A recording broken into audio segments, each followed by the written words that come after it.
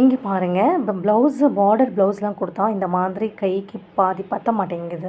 So நம்ம என்ன பண்ணலான்னா, இந்த மாதிரி பேலன்ஸ் துணியை எடுத்துகிட்டு அந்த பார்டர் நல்ல சைடு ப்ளவுஸ் மேலே இந்த மாதிரி ஒரு க்ளாத்தை வச்சுட்டு ஸ்டிச் பண்ணணும். அது சாரியோட க்ளாத் தான்.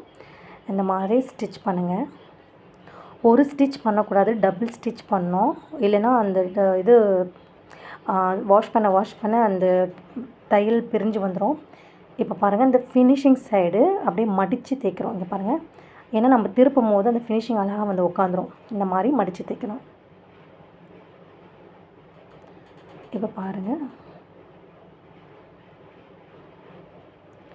இந்த மாதிரி ஸ்டிச் பண்ணணும். மேலே ஸ்டிச் பண்ணிவிட்டு இந்த எட்ஜு வரும்போது இப்படி திருப்பிட்டு அது மேலேயே ஒரு ஸ்டிச் கரெக்டாக அந்த லைனிங் மடிப்பில் கரெக்டாக ஸ்டிச் பண்ணுங்கள். ஓகேங்களா? இப்போது திருப்பிட்டு அந்த லைனிங்கை அந்த பிட்டு கூட அட்டாச் பண்ண போகிறோம். எக்ஸ்ட்ரா பிட்டு கூட அட்டாச் பண்ணிவிட்டு மீதியை கட் பண்ணி எடுக்க போகிறோம். இங்கே பாருங்கள், பின்னாடி பக்கம் திரும்பிட்டு லைனிங் மேலே அந்த அட்டாச் பண்ண போகிறேன்.